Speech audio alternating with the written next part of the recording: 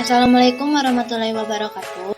Halo semuanya, kami dari kelompok 8 akan memberikan materi mengenai akhlak bertetangga yang beranggotakan Abiyah Saliana Jahra, Cahyani Wulandari, dan juga Rista Apriliani. Untuk latar belakangnya, berbagai agama yang lengkap dan sempurna ternyata memiliki konsepsi dan prinsip-prinsip yang dapat memberikan solusi yang konkret dalam memecahkan problem hidup bertetangga ini. Konsepsi dan prinsip-prinsip Islam tertuang dalam ajaran akhlaknya, yang akhlak sendiri merupakan institusi yang dapat digunakan mendorong manusia bagaimana berbuat baik kepada kholik dan kepada sesama manusia, termasuk kepada tetangga. Oleh karena itu, bertetangga ini menjadi penting dalam hidup dan kehidupan manusia. Bertetangga bagi orang muslim sudah menjadi tuntunan hidup bersama dalam lingkungan sosial, karena bertetangga tidak bisa ditolak dan sudah menjadi bagian hidup. Sebab manusia tidak bisa hidup sendiri. Mengenai pengertian tetangga, tetangga sendiri diambil dari kata al-jar dalam bahasa Arab yang berarti orang yang bersebelahan denganmu. Sedangkan secara istilah syar'i bermakna orang yang bersebelahan, baik dia seorang muslim atau kafir, baik atau jahat, teman atau musuh, berbuat baik atau jelek, bermanfaat atau merugikan, dan kerabat atau bukan. Tetangga sendiri memiliki tingkatan, sebagiannya lebih tinggi dari sebagian yang lainnya, bertambah dan berkurang sesuai dengan kedekatan dan kejauhannya, kekerabatan, agama dan ketakwaannya, serta yang sejenisnya.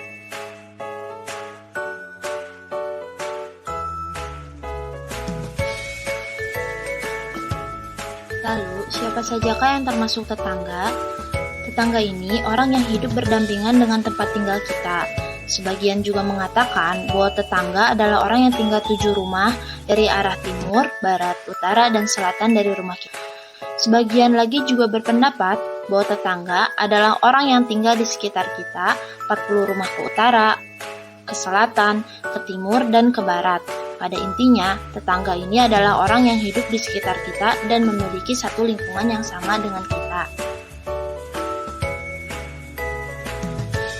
Untuk kategori tetangga sendiri terdapat 2, yaitu ada tetangga dekat dan tetangga jauh.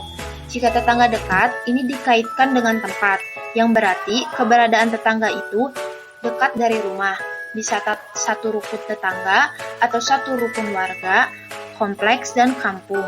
Namun, yang dekat rumah pun kita harus bisa mengetahui dan memilih mana yang harus didahulukan. Lalu, dikaitkan dengan hubungan kekeluargaan, artinya tetangga yang dekat itu adalah saudara atau keluarga sendiri. Sedangkan tetangga jauh berarti yang bukan termasuk saudara.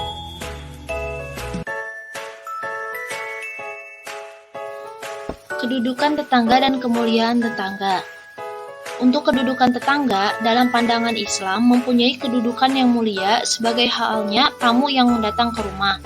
Rasulullah Shallallahu Alaihi Wasallam memerintahkan kita untuk tidak boleh mengganggu dan berbuat baik kepada mereka, sama seperti halnya menghormati tamu, karena semua itu menjadi ukuran keimanan seseorang.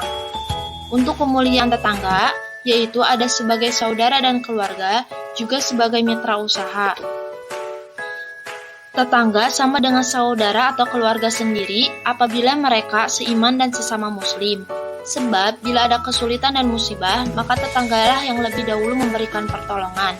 Oleh karena itu, sebagai sesama muslim dan seiman, kita harus semakin memperkuat hubungan persaudaraannya.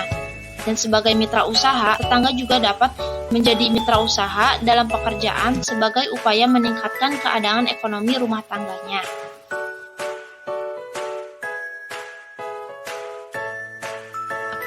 Untuk akhlak bertetangga adalah apa yang harus kita lakukan kepada tetangga.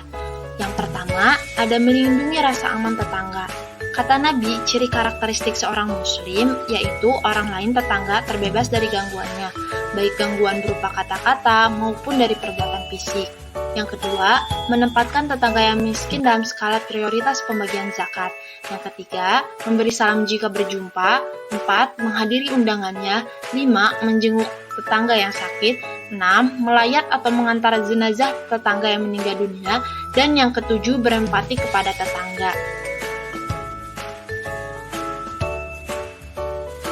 Untuk hak dan kewajiban bertetangga, Allah Subhanahu wa Ta'ala secara tegas telah memerintahkan supaya kita berbuat baik kepada tetangga, seperti yang telah difirmankan dalam Al-Quran Surat An-Nisa ayat 36 yang berbunyi, "Sembahlah Allah dan janganlah kalian mempersekutukannya dengan sesuatu pun. Dan berbuat baiklah kepada kedua orang tua, karib kerabat, anak-anak yatim, orang-orang miskin, tetangga yang dekat dan tetangga yang jauh, teman sejawat, ibnu sabil, dan hamba sahaya sekalian." Hak dan kewajiban yang sama dalam bertetangga juga ada beberapa hal yang utama dan selama ini sudah berjalan, yaitu saling menjaga kehormatan diri dan keluarganya, saling menjaga rasa aman dari gangguan apapun, saling melibatkan dalam musyawarah, dan saling membantu dalam berbagai kebajikan dan kebajikan lainnya.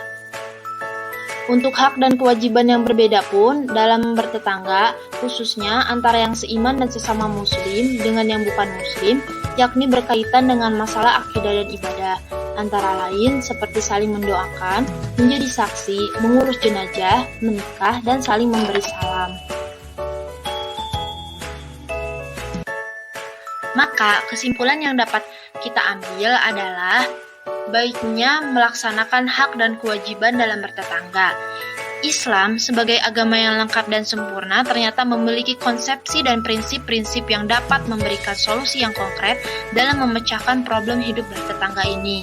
Oleh sebab itu, akhlak bertetangga menjadi penting dalam hidup dan kehidupan manusia dalam pergaulan dengan sesama. Terwujudnya suatu masyarakat tidak dapat dipisahkan dari unsur tetangga sebagai saudara terdekat, keluarga, dan kerabat sendiri. Tetangga sebagai saudara terdekat mempunyai tempat dan perhatian khusus dalam Islam, sehingga baik buruknya bertetangga merupakan ukuran iman dari seseorang. Sekian dari kelompok 8 yang bisa disampaikan. Semoga materi yang kami berikan dapat bermanfaat. Wabillahi taufiq wal hidayah. Wassalamualaikum warahmatullahi wabarakatuh.